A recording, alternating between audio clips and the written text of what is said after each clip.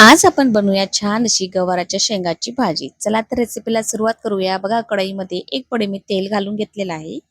तेल छान तापल्यानंतर बघा मोहरी घातलेली आहे। थोडंसं त्यामध्ये मी जिरं सुद्धा घालून घेतलेलं आहे। जिरं मोहरी छान फुलल्यानंतर बघा त्यामध्ये कांदा घेतलेला आहे, एक मध्यम आकाराचा बारीक कट करून तो सुद्धा आपल्याला तेलावरती छान असा परतून घ्यायचा आहे। त्यानंतर बघा लसूण, हिरवी मिरची आणि याचं छान असं वाटण करून घेतलेलं आहे, ते सुद्धा मी यामध्ये घालून घेत आहे। बघा छान असं परतून घ्यायचंय आपल्याला। बघा छान परतून झालेलं आहे। त्यानंतर बघा आपण आता पावडर मसाले यामध्ये घालून घेणार आहोत। बघा अर्धा चम्मच हळद घातलेली आहे, एक चम्मच त्यामध्ये धनिया पावडर घातलेली आहे, लाल तिखट घातलेला आहे, गरम मसाला घातलेला आहे आणि तिखटाचे प्रमाण तुम्ही आवडीप्रमाणे कमी जास्त करू शकता।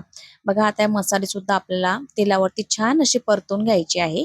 बघा मसाले छान परतून झालेले आहेत। त्यानंतर बघा गवारच्या शेंगा आहेत त्या 5 मिनिटं मीठ आणि पाणी घालून छान मस्त अशा उकळून घेतलेल्या आहे। बघा आता झटपट अशी आपली भाजी जी आहे ती बनवून तयार होते।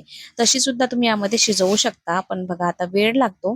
तर अशा पद्धतीच्या जर तुम्ही गवारच्या शेंगा आधीच अशा मीठ घालून उकडून घेतले ना तर भाजी सुद्धा झटपट बनते आणि चवीला सुद्धा अप्रतिम लागते। बघा भाजलेल्या शेंगदाण्याचं कूट घातलेलं आहे किंवा तुम्ही तीळ सुद्धा भाजून यामध्ये कूट करून यामध्ये घालू शकता आणि कोथिंबीर घालायची आहे आणि वरून थोडंसं चवीनुसार मीठ घालायचं आहे। बघा मस्त अशी आपली गवारच्या शेंगाची भाजी बनवून तयार झालेली आहे। भाकरी बरोबर, पोळी बरोबर खाऊ शकता आणि टिफिनला देण्यासाठी अतिउत्तम असा हा पर्याय बनतो।